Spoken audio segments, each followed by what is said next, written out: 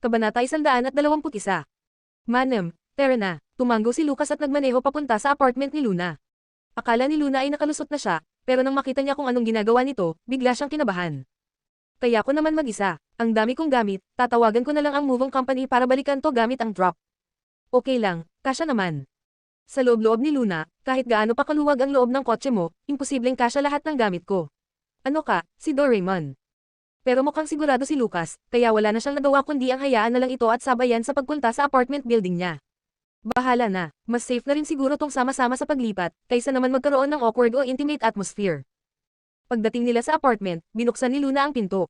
Halos balot na ng alikabok ang buong kwarto dahil matagal na rin itong walang nakatira. May bahagi ng bintana na parang nabuksan ng hangin, kaya nagkalat ang mga tuyong dahon sa sahig. Hamampos ang malamig na simoy ng hangin sa loob ng silid. Nakatayo si Lucas sa may pintuan, matangkad at payat ang tindig. Nilaybot niya ng tingin ang buong silid, malamig man ang mata ay may bakas ng init sa loob nito. Bakit? Tanong ni Luna, hindi maintindihan ang reaksyon niya. Wala, tumigil sa pagtingin si Lucas. Maliit at luma ang apartment na ito. Ipinagkaloob lang sa kanya noon ng Starlight. Pero sa kabila ng kalumaan, marami itong alaalang mahalaga para sa kanilang dalawa. Manam, mamaya, ipapabili na lang niya ang buong building. Anong pwede kong gawin? Tanong ni Lucas. Nagkamot ng ulo si Luna at kinuha ang isang malaking kahon. Pagkatapos ay itinuro ang mataas na bookshelf. Matangkad ka, pwede mo bang ipack lahat ng libro sa loob nito? Sige, tinupi ni Lucas ang manggas ng polo shirt niya, handa nang magsimula. Napatingin si Luna sa suot nito, halos mas mahal pa siguro ang damit niya kaysa sa buong apartment kaya napahawak siya sa sentido na parang sumasakit ang ulo. Wait, sandali lang. Bigla siyang humugot ng white doctor's coat na hindi mo alam kung saan niya nakuha at itinapati yun kay Lucas. Tanggalin mo muna yung coat mo. Suotin mo to para hindi madumihan yung damit mo. Sumunod si Lucas at tinanggal ang coat niya, medyo nagtaka sa white coat. Saan mo naman nakuha to? Costume yan. May production team kasi na sobrang tipid. Ayaw bumili ng costume para sa actors nila, kaya ako na lang ang bumili. Buti na lang maluwag-luwag yan. Binigay niya ito kay Lucas. Pagkasuot nito, napatingin si Luna, at literal na natulala. Napalunok siya, at hindi maitago ang paghanga sa mukha niya. Ang gwapo ni Lucas sa white coat. Literal na uniform temptation ito. Holy shit, kahit ang simpleng paglipat ng bahay, hindi ligtas. Bakit? Tanong ni Lucas, kita sa mukha ang pagkabahala. Umiling si Luna at tinapik ang pisngi niya para magising. Wala, sige, simulan na natin. Ako na bahala sa mga damit ko. Manam, tumango si Lucas at pinanood ang mabilis na paglayo ni Luna bago siya nagumpisang mag-impake ng mga libro. Bagamat mukhang banayad kumilos si Lucas, mabilis pala itong kumilos, kaya natapos agad ang buong bookshelf. Habang inaayos niya ang mga libro, may isang litrato na nalaglag mula sa isang Shakespeare book. Pinulot iyon ni Lucas. Grupo ng mga kabataan ang nasa litrato, suot ang mga punk at metal outfits. Si Luna ang nasa gitna, sobrang ikli ng buhok, naka-black motorbike suit mula ulo hanggang paa, at may matapang pero malayang ngiti. Parang lalaki ang dating din. Nakaakbay ang isang braso niya sa isang lalaki habang kausap ito. Mukhang close sila. Pero ang lalaki, nakababa ang ulo habang nagsisindi ng sigarilyo. Madilim din ang lighting kaya hindi kita ang mukha. Blurred lang ang side profile. Pakiramdam ni Lucas, siya yung lalaking sinabi ni Luna na, kahit alam niyang delikado ito, tiwala siyang hindi siya kailanman sasaktan. Si KD. Matagal siyang nakatitig sa larawan. May biglang imahe na dumaan sa isip niya, pero sobrang bilis, hindi niya nahuli. Bakit parang, pamilyar ang lalaking ito? Kilala ko ba siya? Lucas, tapos na ako dito. Ikaw, tanong ni Luna habang hinihila ang isang malaking malita.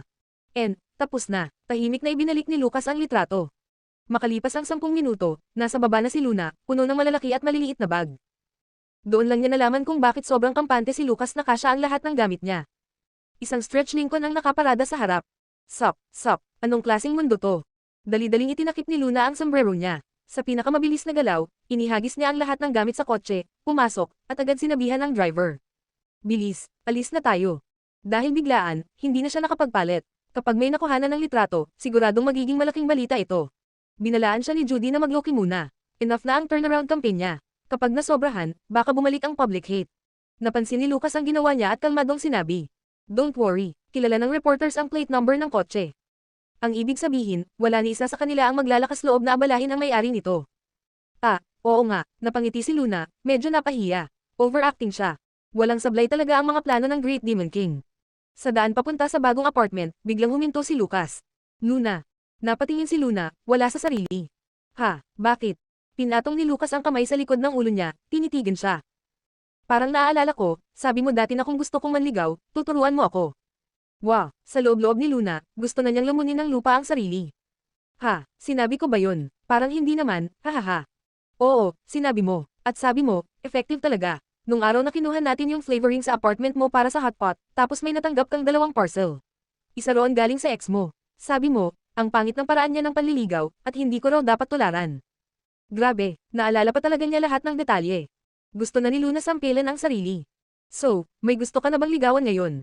Hindi na siya maka-address, kaya nagtanong na lang. Tumango si Lucas, at tiningnan siya na parang, siya na ang buong mundo niya. Kaya, turuan mo ako. Fuck, turuan. As if kailangan niya pa ng tips. Sa titig pa lang niya, lahat ng babae matutunaw na. Wala na siyang kawala. Nasabi na niya, kailangan niyang panindigin, kahit pa gusto na niyang maglaho. Napakamot siya, halatang hindi alam ang sasabihin. May kasabihan sa internet, medyo cheesy pero may sense, kung hindi pa siya nakaranas ng karangyan, dalhin mo siya sa pinakamagandang lugar. Kung pagod na siya sa mundo, isakay mo siya sa carousel. Ang point, iayon mo sa kung anong klaseng babae siya. So, anong type mo? Sandaling natahimik si Lucas, tapos nag-isip. Maya-maya, ang malamig niyang mga mata ay unti-unting lamambot, para bang unti-unting natutunaw ang niebe. May kakaibang init sa ngiti niya habang sumagot. Marunong na sa buhay pero nananatiling elegante. Pasaway pero mabait at banayad. Dumaan na sa maraming pagsubok pero nanatiling dalisay ang puso. Siya ang pinakamabuting babaeng nakilala ko. Kabanata 122. Marunong na sa buhay pero nananatiling elegante. Pasaway pero mabait at banayad. Dumaan na sa maraming pagsubok pero nanatiling dalisay ang puso. Siya ang pinakamabuting babaeng nakilala ko. Umiigting ang puso ng isang matandang dalagang may batang damdamin, Napakapit si Luna sa kanyang dibdib at muntik nang mapaluhod sa kaba. Sino ba naman ang ayaw makarinig ng papuri? Lalo na kung si Lucas ang nagsabi. Sobrang tagol sa puso ang kanyang papuri, bawat salita ay parang pumasok diretso sa puso ni Luna at nag-iwan ng marka. Paanong walang naging babae si Lucas? At paanong ang tamis magsalita ng lalaking to? Tiningnan niya ang Great Demon King na seryosong-seryoso habang hinihintay ang susunod niyang galaw. Gustong-gusto na ni Luna na lumuhad at maglaho para lang makatakas siya sa sitwasyon na ito. Maximum level ka na at kilalang kilala. Mayaman, guwapo at established na sa buhay. Sinasamba ka na ng marami na parang Diyos, kailangan mo pa talagang turuan kita. Nagpaubo si Luna, tuyong-tuyo ang lalamunan, saka sinabi ng seryoso, Boss, pasensya na, pero sa taglay mong qualities inside and out at sa talino mo, hindi mo na kailangang may magturo pa sa'yo. Kung kahit ganito ka na, hindi pa rin mahulog ang loob ng kabila, iisa lang ang dahilan. Ibinaba ni Lucas ang mga kamay mula sa batok niya, at bahagyang kumipot ang mga mata. Ano yun? Huminga ng malalim si Luna at mariing sinabi, hindi ikaw ang type niya. Hindi ako ang type niya. Kasabay ng tanong na yun ay biglang bumuga ng malamig na hangin si Lucas. Napalunok si Luna at sinubukang kayanin ang titig ni Great Demon King na parang talon ng yelo. Tumanggo siya at ngumiti ng palem, oo. Sabi nga nila, no dish suits all tastes. Iba-iba talaga ang panlasa. Kung ang gusto ng isang tao ay labanos, kahit gaano pa kaganda ang ibang gulay, hindi niya pa rin yun kakainin. Tinapik-tapik ni Lucas ang armrest ng upuan sa isang maayos na rhythm, tumahimik ng ilang segundo, tapos dahan-daang nagsalita, paano kung sigurado ako, na ako ang labanos? Ano raw, sigurado ka na ikaw ang labanos? Bakit ganun? Ang bilis ng utak nito. Huwag ka nga masyadong witty, boss. Baka naman may iba na siyang labanos na gusto. Bawat labanos kasi, may puwang lang na sakto sa kanya. Kapag may naka-occupy na, kahit gaano pa kaganda yung ibang labanos, hindi na talaga kasya, di ba? Napangiwi si Luna, bakit nga ba patuloy pa rin siyang gumagamit ng metaphor na labanos? Iba pang labanos na gusto niya, ungol ni Lucas habang unti-unting nanlamig ang tingin, sino? Sa oras na yon, ang malamig na simoy ng hangin ay naging isang buhawi. Si Luna, na nasa gitna ng buhawi, hindi na kinaya pa. Kaya kunwari tumingin sa labas ng bintana na para bang naaaliw sa tanawin, sabay tipid ng umiti, hindi ako fortune teller, paano ko malalaman, Sa akin lang, mas safe pa rin manatili sa status mo. Kasi, pag totoong may gusto na siyang iba, tapos umamin ka, what if pati friendship, wala na rin sa inyo. Nagtitimpi ng galit si Lucas, parang nagyayelo ang mukha, at hindi nagsalita ng matagal. Sa loob ng sasakyan, ramdam ang sobrang bigat ng hangin na parang babagsak ang langit. Sakto, sa sandaling halos hindi na makahinga si Luna sa tensyon, nagsalita na rin si Lucas. Kung ganun, bubunutin ko yung labanos na yon. Nanigas sa kinauupuan si Luna at hindi agad nakapagsalita. Bubunutin mo. Gusto lang naman niyang may makahanap ng palusot, pero sino ba sa mundong to ang kayang tumagal ng kahit isang atake mula sa Great Demon King? Nakaka-frustrate, palpak na naman ang komunikasyon nila. Ibig bang sabihin, ang tanging epektibong paraan ay gamitin na ang ultimate big move niya. Sana lang talaga, huwag dumating ang araw na yon. Ang bagong tirahan ni Luna ay nasa ikapitong palapag ng Imperial Pearl River. May 3 kwarto at isang sala, at ang theme ay simple pero cozy. Kita mula sa balcony ang magandang tanawin ng ilog. Kung ikukumpara sa luma niyang apartment na sira-sira, maliit at masikip.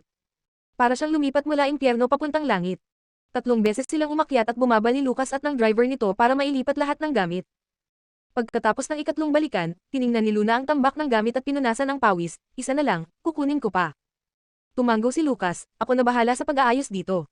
Wait, may nakalimutan ako. Hinugot ni Luna mula sa isang kahon ang isang mahabang itim na gift box. Ano yan? Tanong ni Lucas. Ngumiti si Luna ng misteryoso. Pang-akit ng babae. Sa lobby. Bitbit ang huling bag, pumasok si Luna. Agad niyang napansin ang isang maliit na babae sa front desk na pilit sumusulyap sa kanya, pero agad namang yumuko at kunwaring abala nang nagtagpo ang mga mata nila.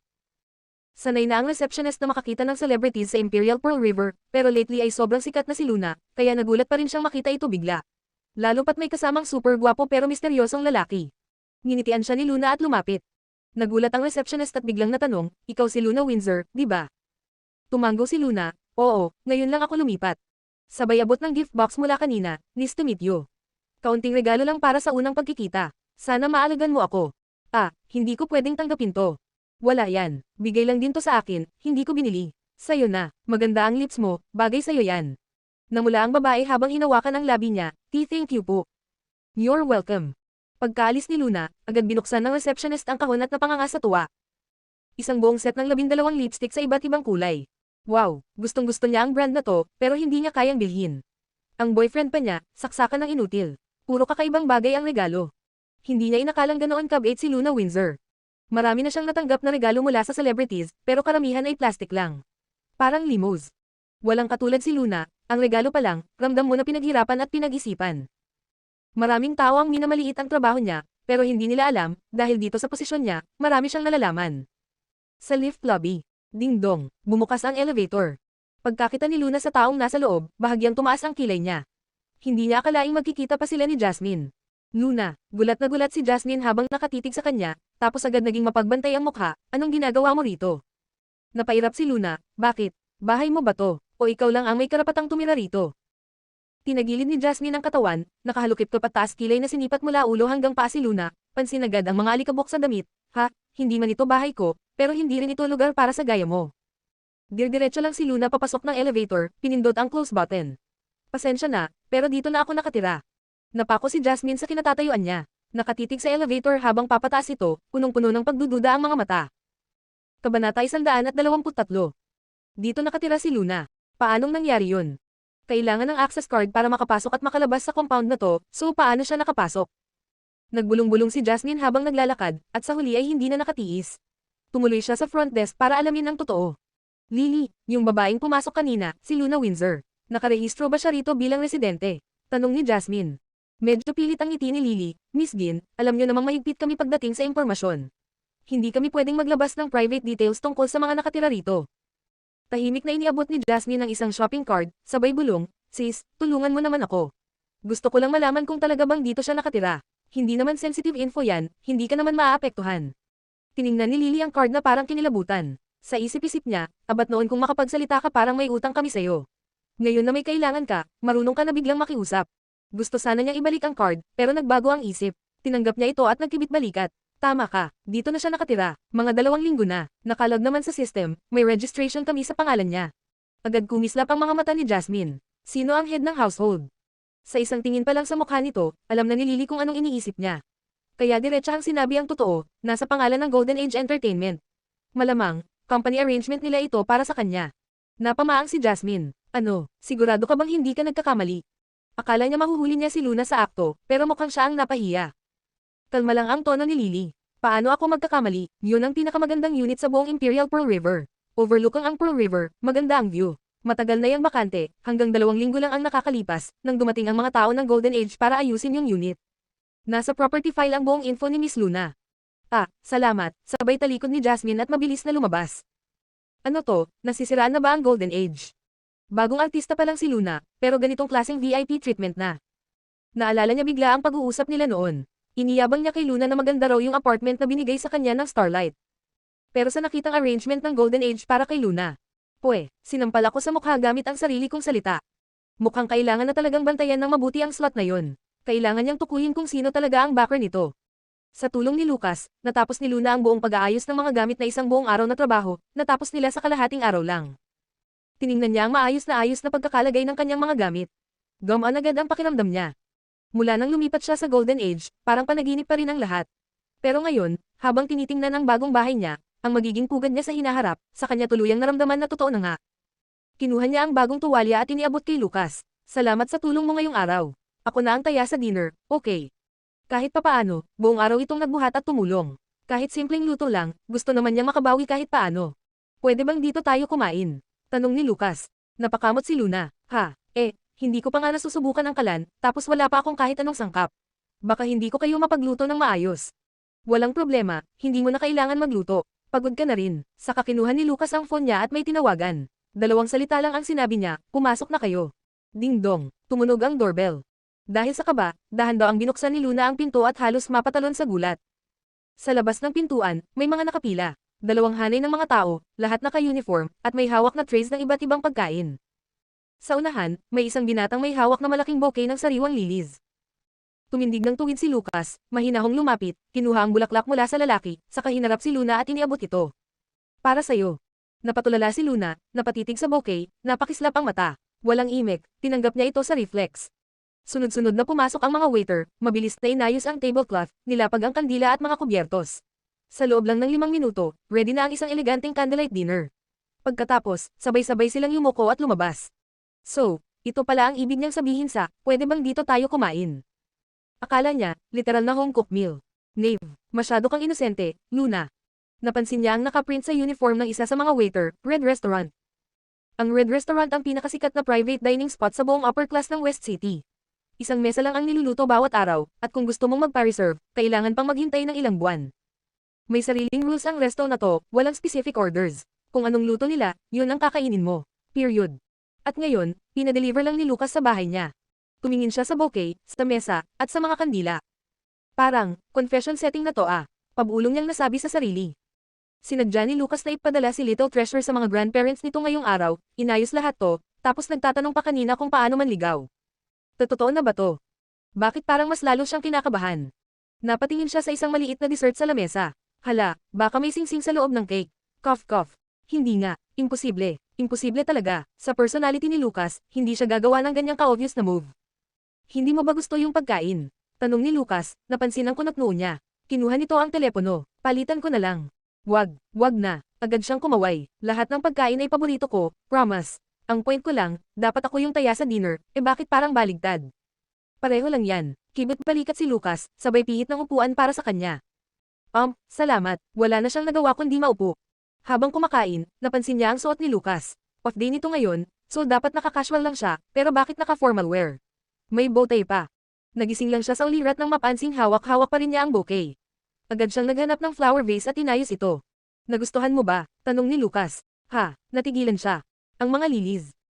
Oo, gustong-gusto ko talaga sila. Bagay sa'yo ang lilies. Hindi na nakakibo si Luna. Wait, ibig ba niyang sabihin dahil ang lilies ay simbolo ng purity? O yung isang meaning na 100 years of love? Kain na tayo. Sabay abot niya ng chopstick sa kanya. Kakain na ako. At para itago ang kaba, agad siyang sumubsob sa pagkain. Nang pakiramdam niya ay parang sisibog na ang tiyan niya sa busog, saka lang niya napansin na may mali. Isang piraso ng cake ang hawak niya. Kalahati na ang nakakain. Bigla siyang napakunot noo habang tinitingnan ang kaharap niya. Halos hindi kumain si Lucas. Sa halip, binuksan nito ang isang bote ng wine at unti-unting inubos. Halos maubos na ang laman sa dami ng nainom niya. Lucas Ford, bakit puro wine ang iniinom mo? At bakit ganun karami? Hindi ko pa nga nakitang kumain ka ng maayos. Bigla niyang napatigil habang sinusubo ang cake. May matigas siyang nakagat, mabilis niya itong niluwa. Shit, ano to? Namanhid na yung ngipin ko. Clink. Sa puting porcelain plate sa harap niya, gamulong ang isang kumikinang na singsing. Kabanata 124. Nang tumambad sa harap ni Luna ang singsing na nakapatong sa plato, nanlaki ang kanyang mga mata at natigilan siya sa pagkabigla. Anong kalokohan to? Luna, hulaan mo nga kung ano yun. Tumpak na tumpak siya. Ginawa na niya ang lahat ng paraan para iwasan to. Alam niyang kapag si Great Demon King na ang gumalaw, kahit anong iwas mo, wala kang ligtas. Pero hindi niya inakalang matatalo siya gamit ang ganito kalumang diskarte. Pero sa huli, pareho pa rin ang ending, wala kang takas. Ginawa pa talaga ni Great Demon King ang kabaligtaran ng inaasahan. Sa sandaling iyon, ang pinakamalaking pagsisisi ni Luna ay kung bakit hindi niya agad nilunok ang singsing para sirain ang ebidensya. Habang tulala pa rin si Luna, ininom ni Lucas ang natitirang alak sa kanyang baso. Pagkababa nito, dumiretso ang tingin niya kay Luna. Malalim at tahimik ang kanyang mga mata. Ang dahilan kung bakit ako umiinom, ay dahil kinakabahan ako. Siya, kinakabahan. Sino ba dapat ang kinakabahan ngayon?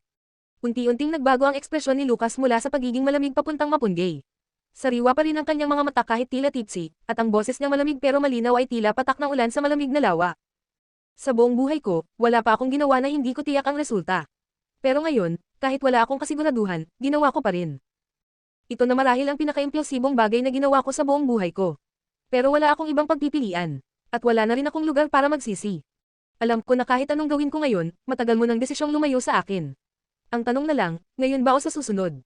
Simula nang una kitang makilala, pinaplano ko na ang araw na ito. Ang dami kong naisip na paraan. Pero habang tumatagal, lalo kang natatakot sa akin. Kaya ang mga plano ko, sa halip na makuha ang loob mo, baka mas lalo lang kitang itaboy. Kaya pinili ko ang pinaka-tradisyonal at pinakamahinahong paraan. Pagkarinig ni Luna sa sinabi niya, halos maiyak na siya sa loob-loob niya. Talaga lang ha, yan na nga ang pinakamahinahon mong paraan. Salamat ha, pero muntik na akong himatayan sa kaba okay. Tumigil saglit si Lucas, saka muling nagangat ng tingin. Sa totoo lang, kahit anong paraan ang piliin ko, wala pa rin akong kumpiyansang makuha kita ng buo. Kahit ito na ang pinakasiguradong plano na kaya kong gawin, ang tansya ko lang sa success rate ay 17 sa bawat 100. Nanlaki ang mata ni Luna. Ha, 17%.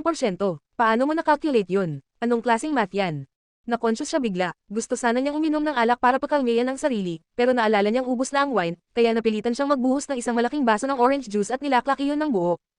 Pagkababa niya ng baso, medyo bumalik ang boses niya. Lucas Ford, rehearsal lang to, di ba? Practice mo lang to kung paano ka magko-confess sa babaeng gusto mo, right? Aba, okay yan, ha? Classic, elegante, simple pero may dating. Yung lines mo, may emotion din. Tahimik lang na nakatingin si Lucas habang nagsasalita siya. Hanggang sa bigla itong tumayo, inilapit ang sarili sa mesa, inabot ang kanyang baba, at sa isang iglap, hinalikan siya. Bigla siyang napatigil. 3 segundo ang lumipas bago niya lubusang na-realize ang nangyayari. Ngunit bago pa siya makapalag, hinawakan na ni Lucas ang batok niya at mas lalo siyang inilapit para sa isang mas malalim na halik. Tahimik ang buong paligid. Ang maririnig lang ay ang kanilang maingay na paghinga, ang pagkiskis ng kanilang mga katawan, at ang pagsanib ng kanilang mga labi. Unti-unting tumataas ang temperatura sa loob ng silid. Matapos ang matagal na halik, dahan-daang bumitiw si Lucas. Nanatiling nakapatong ang kamay niya sa batok ni Luna habang magkadikit ang kanilang noo. Nakapikit si Luna, bahagyang nanginginig ang pilik mata, at sa basag na boses ay sinabi. Lucas Ford, hindi mo ba talaga pinakikinggan ang guro mo? Napakalinaw ng paalala niya na huwag basta-basta gumawa ng hakbang. Pero ngayon, bigla-bigla na lang nag-confess at nag-propose. Trap alert. Ang guro ang nagtuturo ng daan, pero nasa estudyante kung paano niya ito iuusad, kalmadong tugon ni Lucas. Hindi kita tinuruan para maging ganyan kakapal ang mukha. Pero ito lang ang tanging paraan para malaman mong ikaw ang gusto ko, guro. Pinagsasamantalahan mo ang guro mo bilang estudyante. Kasi masyado kang kaakit-akit, guro, bulong ni Lucas habang inilagay ang kamay niya sa kamay ni Luna at dinala ito sa dibdib niya. Sa pagkakataong iyon, tila may apoy sa malamig niyang mga mata. Guro, kung papayag kang maging akin, ibibigay ko sa iyo ang lahat. Tumigil ka na please, napapikit si Luna sa sobrang kahihiyan. Lalo na nang tawagin siyang guro, para siyang nalunod sa sariling laway. Tinakpan niya ang tenga niya, pero huli na. Narinig pa rin niya. Si Little Treasure, sayo na rin. Nagulat si Luna, nanlaki ang mga mata, parang tinamaan ng kidlat. Habang tahimik siyang pinagmamasdan ni Lucas, napangiti ito ng bahagya, sa kamarahang nilero ang batok niya na parang pas ang nilalamang. Tingin mo, ilang porsyento na ang chance ko ngayon? Tanong nito sa kanya. Walang malay na sumagot si Luna, mga 50-50. Napamura siya sa isip at muntik ng kagatin ang dila niya. Grabe ka Lucas Ford, ang kapal ng mukha mo. Ginamit mo pa si Little Treasure. Natural lang, anak ko yun, bahagi ko. Paano naging gamit yun? Itong honey trap mo, ha? Gagamitin mo pa yan sakin. Galit na galit si Luna. Gusto niyang tumakas, pero parang nalunod na siya sa alon at hindi na makaalis. Hindi naman siya pinipigilan ni Lucas, pero parang wala siyang takas. Ginamit ko ba? Inosenteng tanong nito. Ay oo na, ako na ang gumamit, ako na ang lumundag sa trap mo, Lucas Ford. Pero bago pa siya makapagpatuloy, bigla siyang napatigil. Biglang namutla si Luna, sabay hawak sa tiyan. Ray, ang tiyan ko. Ha, ano, saan masakit? Agad na nalaki ang mga mata ni Lucas. Sa tiyan ko, parang mamamatay na ako sa sakit. Ang sakit, lumalala pa. Agad siyang pinunasan ni Lucas, pawis na ang noo ni Luna. Bakit biglang sumakit ang tiyan mo? Okay ka lang kanina ah, baka sa pagkain to. Umubo si Luna, hindi ko alam, siguro dahil sa orange juice. Uminom kasi ako ng isang malaking baso. Tapos kanina pa parang hindi na maganda ang pakiramdam ng tiyan ko. Napatingin si Lucas sa mesa. Halos naubos nga ni Luna lahat ng pagkain, tapos sumunod pa ang isang basong juice. Napakamot ito sa inis. Luna, anong iniisip mo? Inubos mo na halos lahat ng pagkain. Hindi mo man lang naramdaman. Lalo namang nagalit si Luna. Kasalanan mo rin yan. Sa sobrang kaba ko sa ginawa mong confession setup, napakain na lang ako ng napakain. Tapos inubos mo pa ang wine. Ako, juice lang, tapos sinisisi mo ako. Ang sakit na talaga ng tiyan ko. Napangiwi siya sa sakit, at lalo pang gumuhit sa mukha niya ang paghihirap. Biglang natunaw ang inis ni Lucas, at agad siyang nilapitan. Okay, kasalanan ko. Dali, dadalhin na kita sa ospital. Kabanata 125. Pagkarinig ni Luna sa sinabi ni Lucas, agad siyang napahiya. Huwag na lang siguro sa ospital. Nakakahiya naman kung dahil lang sa kabusugan. Baka matuno ako sa kahihiyan. Mas mahalaga pa ba ang hiya kaysa sa katawan mo? Agad kinuha ni Lucas ang kanyang cellphone at pitaka, saka siya binuhat. Lucas, ayoko sa ganitong posisyon. Para akong masusuka, palat tayo ng posisyon, gusto ko na lang dahan-daang maglakad. Mas masama pa tong posisyon mo. Inis at nag-aalalang sinulyapan siya ni Lucas, ngunit sa huli, ibinaba siya at marahang ay nalalayan palabas. Sa emergency room ng ospital, basang-basa sa pawis si Luna mula ulo hanggang paa. Mahigpit pa rin ang hawak niya sa tiyan, habang si Lucas naman ay mukhang parang guguho na ang langit. Biglang lumapit ang nurse, tarantang nagtanong, manggang anak na ba kayo? Dali, sa stretcher. May face mask si Luna kaya hindi siya nakilala, pero ang ekspresyon sa ilalim nito ay panay pakiusap. Hindi po ako buntis, kumain lang po ako ng sobra. Tahimik na tumitig ang nurse sa kanya, saka sinipat ang tiyan niya na bahagya lang malaki. Hindi nga buntis. Kung tiyan ang problema, kaliwa po kayo. Salamat. Makalipas ang ilang oras ng kaguluhan sa kalagitnaan ng gabi, lumabas din ang resulta ng pagsusuri. Acute gastritis, sanhi ng labis na pagkain sa maikling panahon, dagdag pa ang stress. Hinaplos ni Lucas ang maputlang pisngi ni Luna habang nag-aalala. Masakit pa ba? Tumanggo si Luna. Oo, pero medyo gumon na. Teka, Lucas, may isa pa palang problema. Ano yun? Sabihin mo lang. Nag-alinlangan si Luna, saka mahiyain niyang sinabi, parang nasugatan yung gilagid ko sa singsing, ngayon ko lang naramdaman, medyo mahapdi na siya. Napailing si Lucas, saka marahang kinamot ang noo. Hintayin mo, kukuha ako ng gamot. Pagbalik ni Lucas, naupo siya sa gilid ng kama, binuksan ang bote ng gamot at marahang sinabi, topical ang gamot na to. Ibuka mo ang bibig mo, ako na maglalagay. Sumunod si Luna, pero nang aksidenteng matikman ang gamot, napangiwi siya. Ang pait. Tiisin mo lang, wag mong galawin. Okay. Pagkatapos mailagay ang gamot, tumitig si Lucas sa kanya, dahan-daang ginulong, guro. Nagulat si Luna, bahagyang natigilan bago tumugon, Sorry, malalim ang buntong hininga ni Lucas habang hinahawakan ang kamay niya at hinalikan ito. Kasalanan ko, masamang estudyante ako, hindi ko sinunod ang mga turo mo, kaya nasaktan ka. Tumigil ang tibok ng puso ni Luna sa isang iglap. Masama to, 60%, 61, 62, 63, at patuloy pa. Saan banda siya hindi marunong mag-aral? Napakabuli sa pagsusulit. Agad pinutol ni Luna ang mapanganib at malabong usapan nila tungkol sa teacher at student. Nag-switch siya sa work mode, tinaas ang isang kamay at buong seryosong sinabi. Boss, gusto ko pong mag-file ng leave para makapag-isip ng walang istorbo. Nag-isip sandali si Lucas, saka tumango, sige, ilang araw? Wait, pwede bang taon? 7 araw. Ay, okay na rin. Pagkatapos ko ma-discharge bukas, pwede ba akong umuwi muna sa apartment ko? Sabi mo no interference, wala rin si Little Treasure ngayon sa bahay, at may pasok ako sa opisina sa Makalawa, mas malapit yung apartment ko. Pwede, agad siyang pumayag. Ang bilis, nagulat si Luna, parang hindi siya sanay na hindi siya ginagapang nito. Sumimangot siya ng kaunti at napangisi, mukhang epektibo nga tong paraan ko. Kailangan ko lang palakihin yung porsyento ng tagumpay sa pamamagitan ng pisikal na pagdurusa. Pero siguro nga, kaya epektibo dahil mahalaga siya kay Lucas. At sa puntong yun, umakyat ang porsyento sa loob ng puso niya. 80%. Kinabukasan. Dahil hindi naman seryoso ang kondisyon ni Luna, agad siyang na-discharge sa ospital kinabukasan.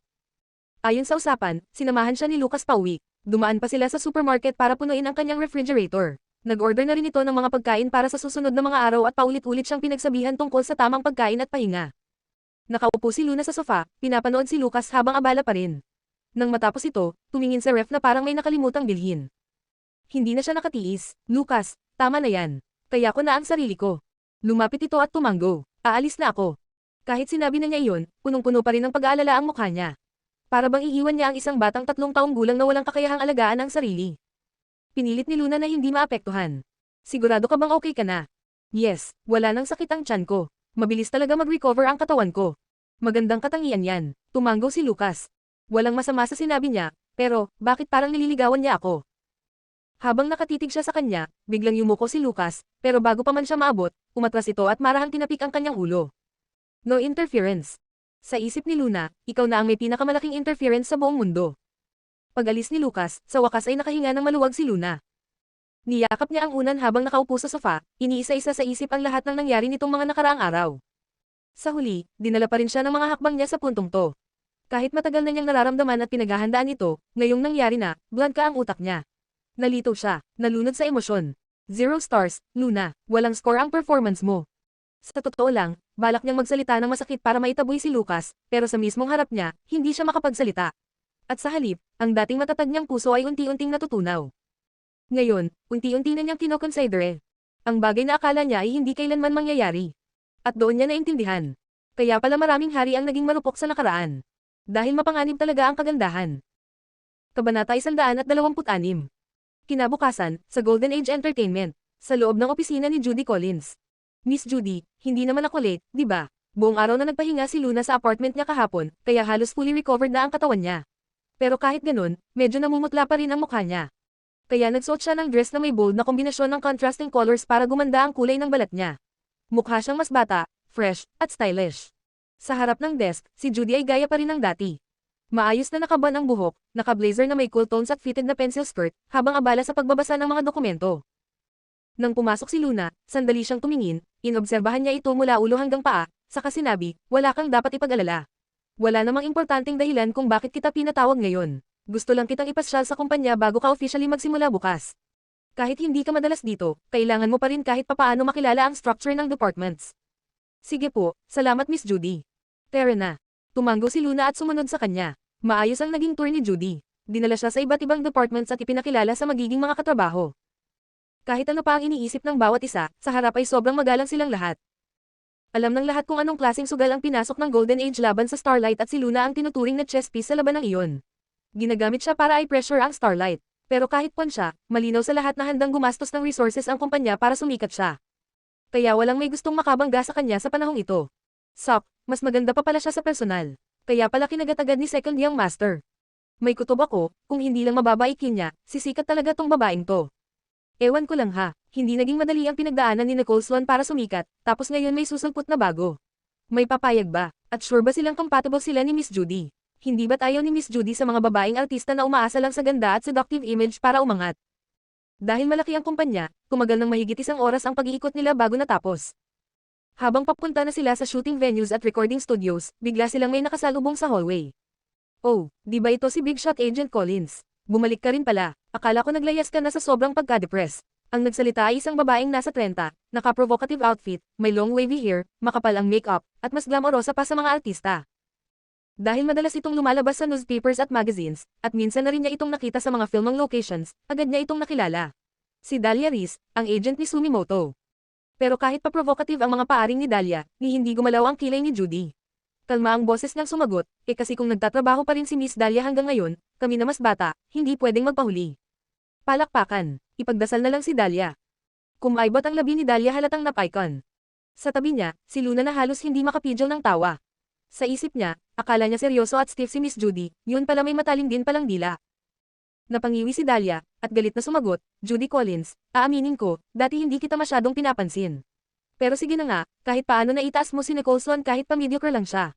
Pero ngayon, huminto siya saglit at tiningnan si Luna mula ulo hanggang paa, punong-puno ng pangmamaliit. Pagkaalis ni Nicole, ito agad ang ipinalit mo. Isang babaeng puro chismis at ganda lang ang puhunan. Di ba ikaw yung may prinsipyo noon na galit sa mga artista na puro forma lang? Ano to, bumaba na ba ang standards mo? Medyo naningkit ang mata ni Luna nang marinig yun. Hindi na bago sa kanya ang ganitong panlalait. Ilang beses na niyang narinig na sinasabing ayaw daw sa kanya ni Miss Judy. Hindi niya kayang sabihing wala siyang pakialam. Dahil sa totoo lang, ang taong ito ang magiging kakampi niya sa laban na ito. Kung magkaiba sila ng paniniwala mula pa sa simula, paano sila magiging effective na tandem? Napansin ni Judy ang pag-aalala sa mata ni Luna.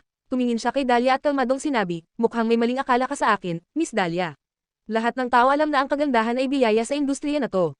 Isang golden ticket mula kay God. Marami ang naghahangad pero iilan lang ang nabibigyan. Bakit ko naman kamumuhian yun? Ang talagang ayaw ko ay yung mga flower vase. May mukha nga, pero walang talent o professionalism. Lahat naman tayo may appreciation sa magaganda, lalo ka na, Miss Dahlia. Yan ang pinaka naiintindihan mo, di ba? Biglang nagiba ang ekspresyon ni Dahlia. Ano ba ang mas naiintindihan niya? Alam niyang patama iyon sa kanya. Dati siyang artista, pero dahil hindi siya ganoon kaganda, nahirapan siyang sumikat at napilitan na lang maging manager. Hanggang ngayon, sobrang conscious pa rin siya sa hitsura niya. Lagi siyang nagpapa-facial at nagpa-minor surgery. Tangina talaga tong si Judy. Tahimik kung magsalita, pero kung umatake, diretso sa bituka. Sigurado ka bang hindi lang siya flower vase? Malamig ang sagot ni Dahlia. Malalaman natin yan base sa performance niya, hindi sa itsura, na gaya ng ginagawa mong batayan. Matapos nito, dumiretso si Judy sa paglalakad at iniwan siya. Sigaw ni Dahlia sa likuran, galit na galit habang napapadyak. Dahil sa encounter na yun, parang nawala lahat ng lungkot sa dibdib ni Luna. Masayang-masaya siyang sumunod kay Judy. Miss Judy, ang cool mo kanina. Grabe, ang safe ng feeling pagkasama ka. Pero wag kang mag-alala, hindi ako flower vase, and kung sakaling ganun nga ako, siguradong isa akong blue and white porcelain vase na may ocean waves, lucky clouds, at dragon patterns galing pa sa Qing Qianlong Dynasty. Gandang may laman. Tinapunan siya ni Judy ng tingin, sabay bahagyang napailing. E di panindigin mo, bukas na ang shooting mo. Sasamahan kita. At hindi lang ako ha, bukas din ang set sa media. Asahan mo na maraming reporters.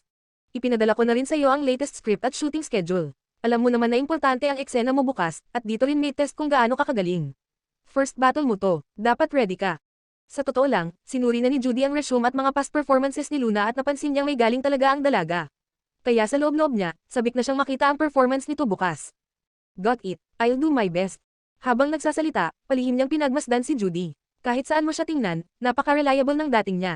Mas lalo tuloy siyang nalungkot para dito. Paano napunta sa isang gaya ni Dave Thompson ang isang babaeng gaya ni Judy Collins? Sa isang lalaking tulad ng Golden Retriever na hindi marunong magseryoso. Dahil abala pa si Judy, si Lottie ang nagpatuloy ng tour ni Luna. Si Lottie ay sobrang energetic at madaldal. Ang dami tuloy na nalaman ni Luna ng mga chismis sa loob ng kumpanya. Nako, noong umalis si Miss Nicole, ang pinakamasaya talaga ay sina Sumimoto at Dahlia Riz. Wala na kasi silang kalaban. Masikat kasi si Sumi on paper, pero kung titignan mo ang mga pelikula niya, puro low-quality commercial films. Samantalang si Miss Nicole, kahit puro art film ang ginagawa, international award-winning lahat. Magkaibang level sila, di ba? Kaya lang, ano pa nga bang magagawa natin? Malakas kasi ang backer ni Sumi. Wala namang talent pero shameless na tinawag pa rin no. Isa actress ng Glory World. Malakas ang backer ni Sumi. Tanong ni Luna. Of course, hindi mo alam. Bulong ni Lottie, sabay lapit sa kanya, ang backer ni Sumimoto, ay si CEO Ford. Kabanata 127.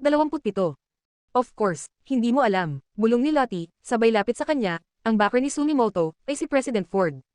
President Ford, si Mr. Lucian Ford, unang pumasok sa isip ni Luna. Sa dami ng kalokohang ginagawa ni Lucian, hindi na siya nagulat. Umiling agad si Lottie at tumuro pa itaas. Ang ibig sabihin, mas mataas pa kay Lucian Ford. Napataas ang kilay ni Luna sa gulat, si Mr. Lucas Ford. Tumango si Lottie, tapos ay maingat na tumingin sa paligid bago bumulong, siya. Basta itago mo na lang sa sarili mo. Huwag mo nang ipagsabi. Napaisip si Luna at hinimas ang baba. Pero bakit wala man lang kahit konting chismis tungkol dyan sa labas? Sino ba namang maglalakas loob na magchismis tungkol kay Big Boss? Kaya mga taga-kumpanya lang talaga ang may alam. Paliwanag ni Lottie. I see. Hindi pa man siya nagtatanong ng iba, hindi na napigilan ni Lottie ang sarili at tuloy-tuloy nang nagsimulang magchika. Nung una, si Sumi naman paikot-ikot lang sa B-list at C-list. Laging may masikat sa kanya. Ewan ko kung paano, pero isang araw, bigla na lang niyang nakuha ang pabor ni Big Boss. Lahat ng resources ng kumpanya, bigla na lang napunta sa kanya. Para siyang rocket na bigla na lang sumikat. Habang patuloy ang kwento ni Lottie, lalong napapakunot ang noo niya. Si Miss Nicole, ilang taon niyang pinaghirapan yung posisyon niya. Pero gano'n na lang siya pinabagsak. Ang unfair. Sa sobrang natural ng pagkakwento ni Lottie, naniwala si Luna na totoo nga ang lahat ng sinasabi nito.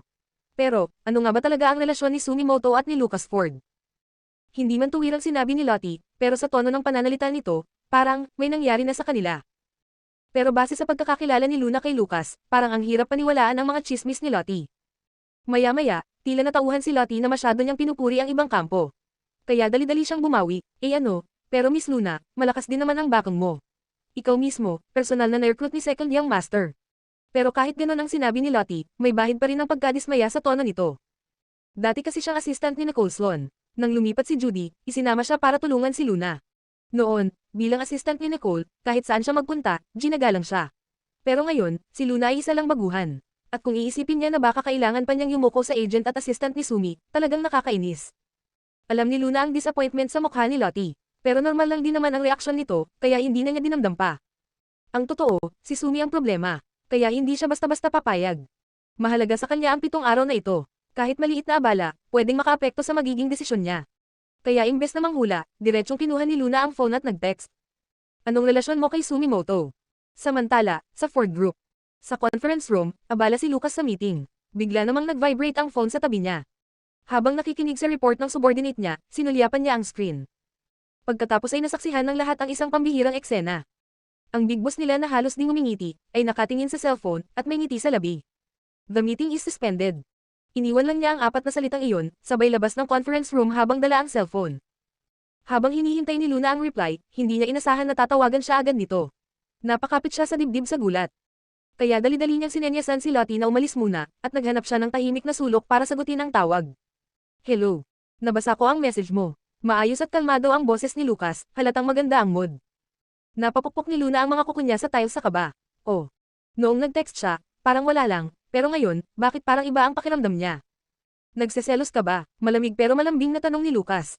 Cough cough cough, nabilawkan si Luna. Sinong nagsabing nagseselos ako? Gusto ko lang malaman ang dynamics ng kumpanya, kaya casual ko lang tinanong yun, okay. Sup, kaya pala may kakaiba. Ang tanong niya, parang selos nga talaga ang dating.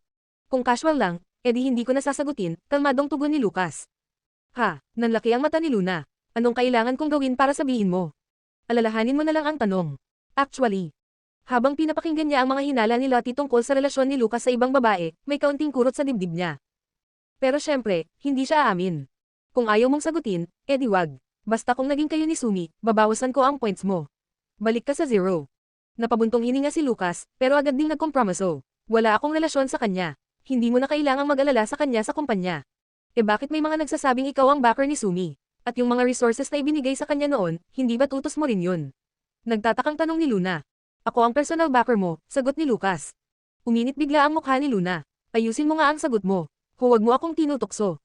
Napatawa lang si Lucas. Hihihi. Ni hindi ka rin pwedeng tumawa. Sa wakas, hindi na siya tinukso pa ni Lucas. Umubo muna siya ng mahina bago sinabing, tama, ako ang nagutos noon. Pero wala akong ibang motibo. Ginawa ko yun dahil, iniligtas ni Sumi ang buhay ni Little Treasure.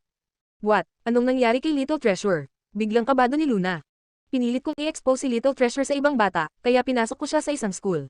Pero nag-breakdown siya, tumakbo sa kalsada at muntik ng masagasaan. Buti na lang may isang kotse na bumangga sa sasakyan at nailigtas siya. Yun pala, si Sumi ang nagmamaneho ng kotse. Nakainom siya kaya nawalan ng kontrol, pero sa hindi inaasahang paraan, siya ang naging dahilan kung bakit naligtas si Little Treasure. Napanganga si Luna. Hala, hindi ko alam kung si Sumi ang maswerte o si Little Treasure. So dahil doon, pinasikat mo siya.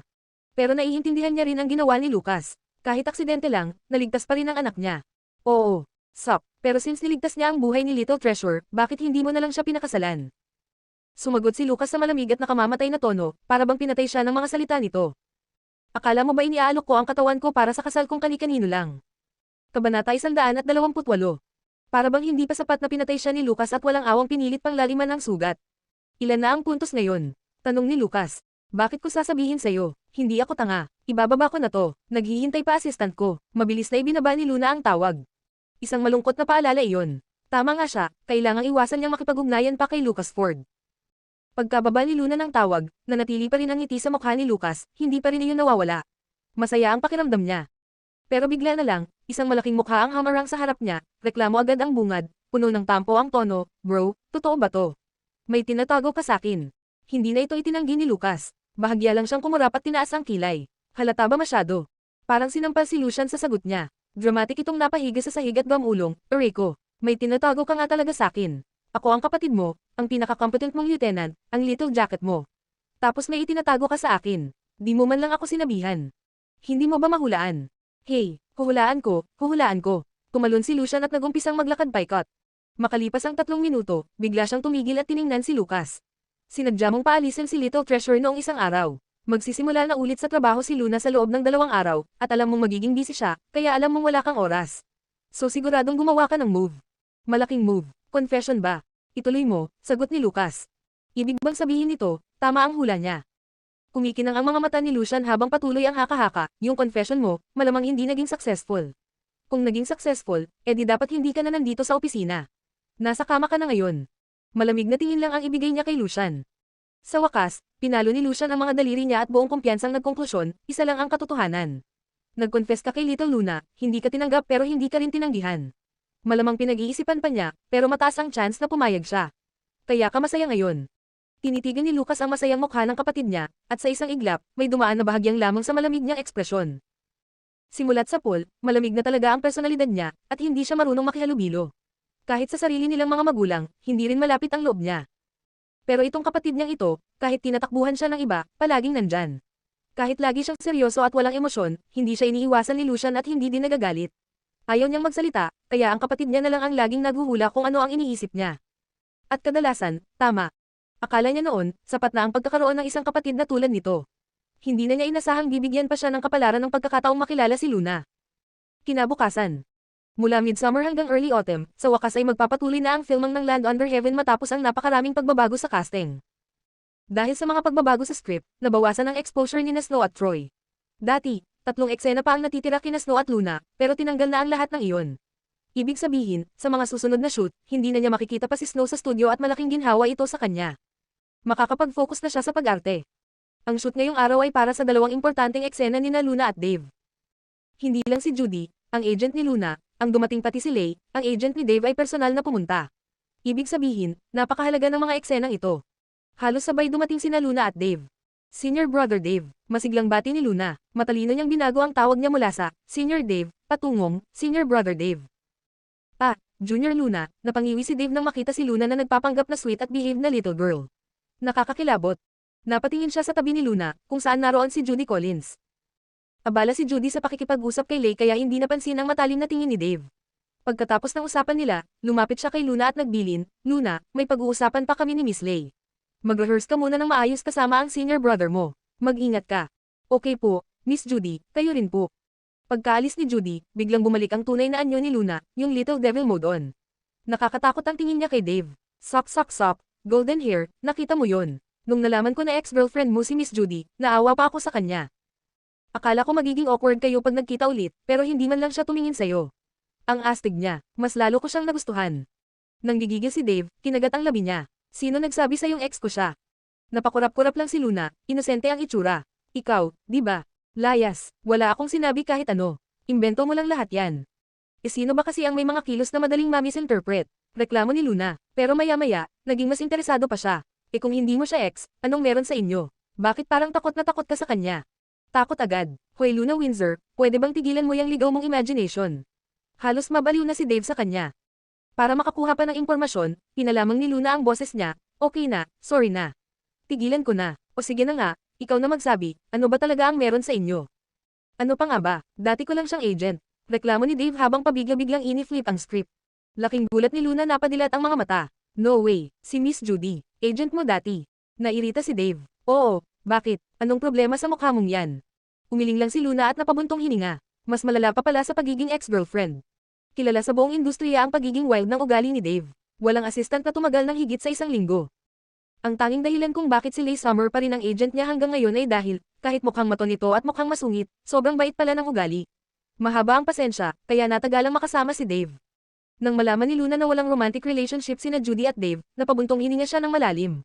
Sa wakas, wala nang magiging awkward third-party situation. Just then, may lumapit kay Lottie at may ipinuwesto silang deck chair sa tabi ni Luna. Mukhang sobrang sosyal ng upuan. Miss Luna, eto na po yung upuan mo. Sa filmang set, tanging ang male at female lead lang, or mga may mataas na status ang nabibigyan ng ganitong klaseng upuan. Dati, sa maliit na bangko lang nakaupo si Luna sa sulok. Ni minsan, hindi niya naisip na darating ang araw na mapapasama siya sa VIP treatment. Salamat sa pagod mo, Lottie. Sincere ang tono ni Luna. Kahit si Lottie ay minsan nalungkot nang umalis si Nicole Swan sa industriya, masipag pa rin ito tuwing trabaho na. Rehearse tayo. Sabay bitaw ni Luna sa script, ready na sundin ang bilin ni Agent Collins. Rehearse mong mukha mo. Naglaro ako buong gabi kagabi, hindi pa ako natutulog.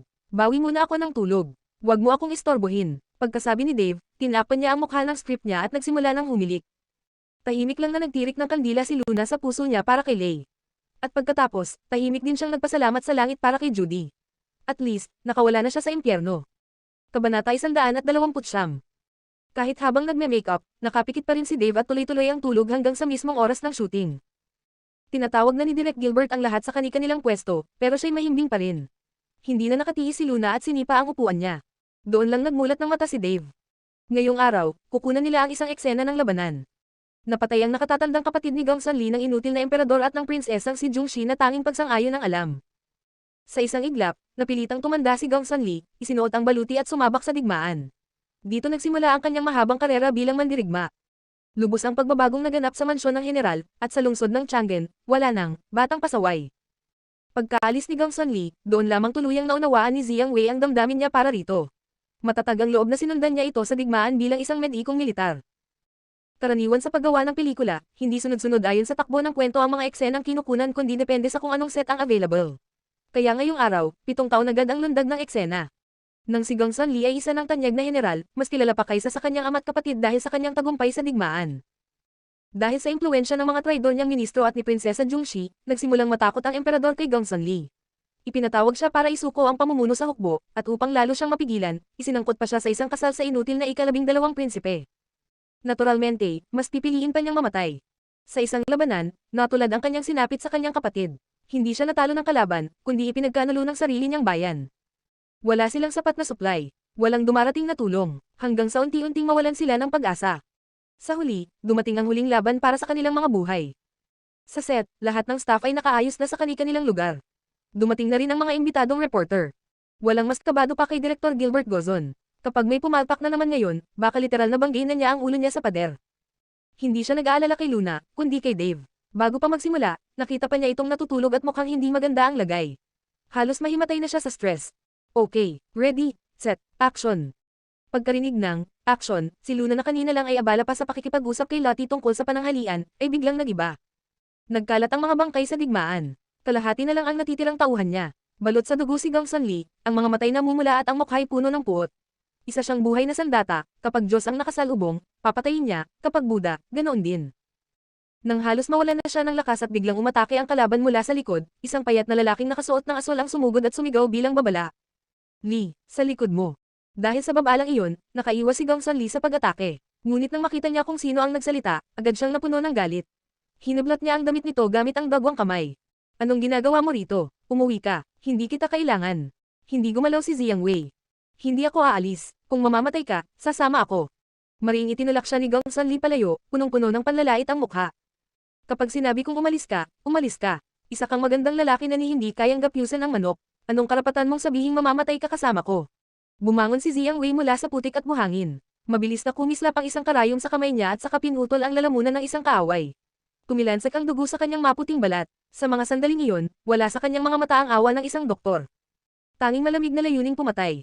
Papasa na ba ako ngayon? Tanong niya, puno ng tibay at paninindigan. Tumagilid ng tingin si Gongsun Li, halatang may lab ang nagaganap sa loob niya. Sa isang iglap, sunod-sunod na emosyon ang dumaan sa mukha ni Luna. Sa huli, napabuntong hininga siya. Bahala ka na nga, pero huwag mong asahang paprotektahan kita. Dahan-daang iniabot ni Dave ang kamay at pinunasan ang dugo sa mukha ni Luna. Malambot ang kanyang ekspresyon, puno ng pag-aaruga. Sa gitna ng amoy ng pulbure at madugong digmaan, tila siyang puting lotus na namumukadkad. Li, ako ang lalaki mo. Dapat ako ang nagpoprotekta sa'yo. Cut. Isang perpektong kuha. Nagpalakpakan ang lahat ng nasa paligid, lalo na ang mga mamamahayag at mga bisita. Todo ang sigawan at palakpak. Isang emosyonal at napakakomplikadong action scene ang kinunan, kaya walang inaasahan na makukuha ito sa iisang take. Kaya naman, lubos ang gulat at tuwa ng lahat. Oh my God, sobrang gwapo ni Dave Thompson. Akala ko talaga, gaganap siya bilang mahina at sensitibong doktor. Babagsak yung image niya, pero ang ganda pala ng kinalabasan. Oo nga, totally ibang-iba na si Dave ngayon. Grabe, ang laki ng improvement ng acting niya. Wala na akong pakialam kung sino ang lead, gusto ko na lang panoorin lahat ng scenes ni Dr. Ziyang. Lalo na yung huling line niya, ako ang lalaki mo, ang lalim ng pagkakabitaw. Ramdam mo talaga. Tama, noon, kapag may mga ganitong linya si Dave sa female lead, parang may kulang. Ngayon ko lang na-realize kung ano yun, emosyon. Ngayon lang siya umarte na may totoong damdamin. Sa tabi, halos maiyak sa tuwa si Director Gozon. Nagyakapan sila ng assistant director, parehong hindi makapaniwala. Tinamaan talaga sila sa aktingan. Hindi nila inakalang magiging ganito kaayos ang takbo ng eksena. Kahit ang reaksyon ng mga reporter, sobrang positibo. Isang napakagandang simula. Sa resting area. Mayabang na ngumisi si Dave. Oh, ano na? Sabi ko naman sa inyo, walang magiging problema. Ang hilig niyong mangamba. Ha, sarkastikong tugon ni Luna, may halong pangmamata. Dahil lang ako ang kaeksena mo. Kung ibang tao yan, sa dogshit na kondisyon mo ngayon, at least 20 takes yun bago mo maayos. Maniwala ka man o hindi. Tumigil ka nga sa pagiging feeling girl. Kung ibang artista yan, maximum 19 takes lang. Sagot ni Dave, kalmado at walang pakialam. Pero sa totoo lang, alam niya kung bakit naging maayos ang lahat. Dahil si Luna ang kaharap niya. Siyempre, hindi naman siya tanga. Ang pinakamalakas na kakayahan ni Luna ay hindi lang yung kaya niyang umarte sa ilalim ng pressure, kundi nagagawa rin niyang hilahin ang acting ng keksena niya para makuha agad sa first take. Sok, Luna Windsor, abnormal ka talaga. Ikaw ang abnormal. Nagasaran pa sila ng nagasaran hanggang dumating sina Lei at Judy. Punong-puno ng tuwa si Lei, sabay abot ng inumin kay Dave at inabutan pa ito ng pagkain. Ayos, Dave, galing mo kanina, talagang hindi ko inaasahan yun. Ipagpatuloy mo lang yan. Nang makita ni Luna na si Dave lang ang pinupuri, agad siyang tumingin kay Judy, parang batang nanghihingi ng candy. Miss Judy, ako, Musta naman ang acting ko. Bagamat hindi kasing excited ni Lei si Judy, ngumiti pa rin ito na may kasamang kasiyahan. Magaling, pero huwag kang kampante. Ang pinakaimportanteng eksena mo ay susunod na. Alright, masaya na si Luna sa salitang, magaling ka. Kitang-kita sa mukha niya ang kasiyahan. Sa gilid naman, lihim na tumingin si Dave kay Judy. Pagkatapos, iniwas niya ang tingin at pabulong na nagreklamo, hindi ko inakala, ha? Yung dating tigre, biglang naging maamo. Ni minsan hindi mo ako tinrato ng ganyan dati. Napatingin sa kanya si Judy. Walang emosyon sa mukha nang sagutin siya, isipin mo nga, kung ikaw ako noon, magiging maamo ka ba sa sarili mo? Nabulunan si Dave. Putek, isa ba siyang certified scumbag dati? Parang, oo nga. At hindi lang noon, hanggang ngayon, mukhang medyo scumbag pa rin siya. Kung iisipin, kung siya si Judy Collins, gugustuhin din niyang sapakin ang sarili niya. Kabanata 130. Sa labas ng set, sabik na sabik ang mga mamamahayag na may interview sina Luna at Dave. Pero lahat sila'y hinaranggan muna ng direktor. Pinaliwanag na magkakaroon ng sapat na oras para sa panayam pagkatapos ng shooting. Doon pa lang sila natahimik at naghintay. Pagkatapos ng break, nagsimula na ang pagkuha ng ikalawang eksena. Bakit ito ang naging tampok na eksena? Dahil ito ang pinakamabigat sa emosyon, at ang climax na bahagi ng buong pelikula. Ang mahalagang turning point kung saan opisyal nang papasok sa palasyo si Gong Sun Lee upang maghiganti. Ito ang eksenang magtatakda ng karakter ni Gong Sun Lee at ng pananaw ng mga manunood sa kanya para sa kalahating bahagi ng pelikula. Dahil sa sobrang laki ng agwat ng lakas ng dalawang hukbo, natalo pa rin si Gong Sun Lee sa laban na iyon. Sa harap ng kanyang sariling mga mata, nakita niyang tapak-tapakan ng kabayo ng kalaban ang kanyang kanang kamay. Ang taong sumama sa kanya sa apoy at baha, binali ang leeg at agad na namatay. Sa harap din ng kanyang mga mata, pinugutan ng ulo ang kanyang minamahal na bunsong kapatid. At isinaksak pa ang ulo sa dulo ng espada bilang pang-iinsulto. Nahiwali siya kay Jiang Wei sa gitna ng kaguluhan, at nang matagpuan niya ito, butas-butas na ang katawan nito ng mga palaso ng kalaban. Hindi man lang siya nakapagpalem. Jiang Wei. Parang napigtas ang huling hibla ng katinoan ni Gong Sun Lee. Tuluyan siyang nabasag, gumapang siyang papalapit, nagpagulong-gulong sa putikan. Bumulagta siya sa lupa, walang malay sa paligid, at yakap-yakap ang bangkay na tagtad ng palaso. Isang sigaw ng matinding pighati ang bumulwak mula sa kanyang lalamunan. Pamatak ang kanyang mga luha, gumuhit ng dalawang basang linya sa dagwang mukha. Nagulat ang lahat sa biglaan at matinding emosyon ni Luna. Para bang hinigop silang lahat sa istorya. Ang puso't isipan nila ay buong-buo nang nandoon. Sa susunod na segundo, dinampot ni Jing Sun Lee ang kanyang espada, at nagwala sa laban kasama ng natitirang tropa. Bagamat mas marami ang kalaban, para silang papel sa harap ng galit at sakit na dala ni Gong Sun Lee. Halos 100 ang pinatay niya mag-isa. Walang stunt double si Luna. Lahat ng action scenes ay siya mismo ang gumawa. Ang emosyon niya ay sakto sa bawat galaw, at ang mga kilos ay elegante at puno ng trahedya. Pagkatapos ng laban, siya na lang ang natitirang buhay sa malawak na larangan. Sa paligid ay puro dugo, mga patay na katawan, at ang punit-punit na watawat ng kalaban ay winawasiwas ng hangin. Gumapang si Gong Sun Lee, hawak ang dibdib at tuluyang lumuhad. Habang hinihingal, kitang-kita ang pagkaubos ng kanyang lakas at diwa. Pagkalipas ng lahat ng sakit, hinawakan niya ang ulo ng iniibig, pinahinga sa kanyang mga hita, at marahan niyang pinunasan ang dumi sa mukha nito. Walang ekspresyon. Ang katahimikang ito ay para sa post-editing kung saan ay dinagdag ang mga montage ng alaala nila ni Jiang Wei, ngunit kahit wala pa ito, sapat na ang mukha ni Luna upang maramdaman ng lahat ang sakit. Hindi nakakailang ang katahimikan, ay hinailan nito ang atensyon ng lahat sa mga munting pagbabago ng ekspresyon sa mukha ni Luna habang unti-unti niyang inaalala ang bawat sandali nila ng minamahal, mula sa unang pagkikita. Maya-maya, natapos ang mga alaala. Tulalang nakatitig sa kawalan si Gong Sun Lee. Ang tingin iyon, tila tumawid sa buong larangan ng digmaan, sa mga bundok ng nyebe, sa malawak na damuhan, tumawid ng desyertong walang hanggan, hanggang sa marating ang isang lungsod na punong-puno ng karangyan. Pumasok sa loob ng palasyo, sa bulwagan ng panlilinlang at kasamaan, at sa trono ng isang bulok na emperador at ng kanyang masamang consort. Parang hamihip ang malamig at amoy dugong hangin. Bahagyang itinaas ni Gong Sun Lee ang kanyang baba, at ipinikit ang mga mata. Dahan-dahan, ang gilid ng kanyang duguan ngunit mapulang labi ay bahagyang ngumiti, parang mga bulaklak ng peach sa gitna ng taglamig. Isang mahiwaga at nakagigimbal na kagandahan. Isang ngiting kayang gumuho ng isang lungsod. Sa susunod na sandali, ang general na minsang nagprotekta sa bayan at pamilya ay tuluyan nang nawala. Sa kanyang lugar ay isinilang ang isang babaeng si Sire sa bansa't sambayanan. Ang lahat ng lahi ng mga Gongsun ay tapat sa bayan. Ang kanyang ama, ang kanyang tatlong nakatatandang kapatid, ang bunso niyang kapatid, ang lalaking kanyang inibig, lahat sila ay nagbuwis ng buhay sa digmaan. Samantalang ang emperador na pinaglingkuran niya, at ang mga taong pinrotektahan niya, ay siyang nagtulak sa kanya sa bangin. Ang pamilyang ito, ang bansang ito, ang mundong ito, karapat-dapat ba talaga sa kanyang pagkalinga? Kung ganoon, mas mabuti pang gumuho na ang lahat. Lahat ng dalamhati, pighati, at galit na hindi kayang mawala sa isang ngiti lang, lahat ng iyon, na iparating ni Luna sa eksena. Tahimik ang lahat. Hanggang sa natapos ang shoot, walang kahit sinong nag-ingay. Walang gustong huminga ng malakas, baka maistorbo ang kaluluwang lumulutang sa lungkot at ganda. May ilang tao pang ang namula ang mga mata at di namalayang umiiyak na pala. Nang ipahiwatig na ni Direktor Gozo na tapos na ang pagkuha at nagsimulang kumilos ang staff, saka lang tila natauhan ang lahat mula sa matinding emosyon. Holy shit, umiyak talaga ako habang pinapanood yun. Wow, ako rin. Ang bigat sa puso, si Dr. Ziyang. Namatay talaga si Dr. Ziyang Wei. Ang galing ni Luna, sobra. Yung teaser na pinakita dati, wala yun sa kalingkingan ng performance niya ngayon. Naiintindihan ko na kung bakit ipinaglaban talaga siya ni Direk Gilbert. Bakit hindi si Luna ang female lead? Kumpara kay Jungshi na puro kabutihan at moralidad, si Gongsun Lee, ang lalim ng karakter niya. Sa dressing room, kahit na natanggal na ang makeup ni Luna, hindi pa rin nawawala ang bigat ng aura sa paligid niya. Ang sakit at damdamin ng karakter ay tila nanatili sa katawan niya. Kaya si Lottie na may dalang pagkain, ay hindi naglakas loob lumapit.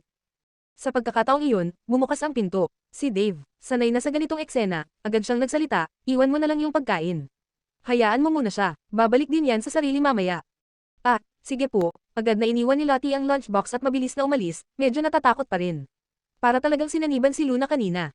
Makalipas ang 5 minuto, tila lumuwag ang loob ni Luna at bumalik na sa kanyang sarili. Naginat siya, niyugyug ang leeg, at nagreklamo, oh fuck, sobrang lalim ng pasok ko ngayon. Halos hindi na ako makabalik. Tiningnan siya ni Dave na nakakunot ang noo. Hindi ka pa ba kontento? Yung ibang artista, kailangan ng ilang buwan para makabalik sa ganyang klaseng role. Yung iba nga nababaliw na. Ikaw, less than 1 hour lang, ang arte mo pa. Hayop ka. Dahil patay ang role niya sa eksenang iyon, hindi niya nakita ang buong acting ni Luna. Nang panoorin niya ang playback, halos mabingi siya sa impact. Ramdam niya yung pag-ibig sa kanya ni Luna, sobrang lalim, parang walang hanggan. Nasaan si Miss Judy? Di ko pa siya natatanong kung anong score niya sa akin. Nag-alala bigla si Luna. At tamang-tama, bumukas ang pinto at pumasok si Judy. Nakasilip sa relo, may bahid ng pagmamadali sa ekspresyon niya. Luna, babalik na ako sa company mamayang hapon. Ayos ka lang mag-isa. Aalis ka na. May konting lungkot sa boses ni Luna. Ngunit ngumiti si Judy, isang bihirang ngiti, kasi hindi na ako kailangan dito. Pagkarinig nito, biglang lumuwag ang pakiramdam ni Luna. Ito na ang pinakamatinding papuri at tiwala na nakuha niya mula kay Miss Judy. Sige, ayos lang ako. Promise, behave ako. Manam, kung may kailangan ka, kontakin mo lang ako. Okay, ihahatid na kita. Pagbalik ni Luna, parang may spring ang bawat hakbang, habang nakatingin si Dave sa kanya na puno ng pang-iinis. Tingnan mo yung pagmumukha mong smug. Tinapunan siya ni Luna ng mas smug na tingin. Inggit ka lang kasi close kami ni Miss Judy. Sa totoo lang, dapat magpasalamat ako sa'yo. Dahil ikaw yung pinagtiisan niya dati, kaya mas na-appreciate niya ako. Ang masunurin at lovable na baby niya ngayon. Umirap si Dave, malamig ang tono, parang nagsasabing napaka-inosente mo talaga. Sige, magpakasaya ka muna. Pero darating ang araw na maghihirap ka rin. Akala mo ba madali ang babaeng yun? Kapag pinahirapan ka na at umiiyak ka na tinatawag mo na ang nanay at tatay mo. Huwag mong sabihing di kita binalaan.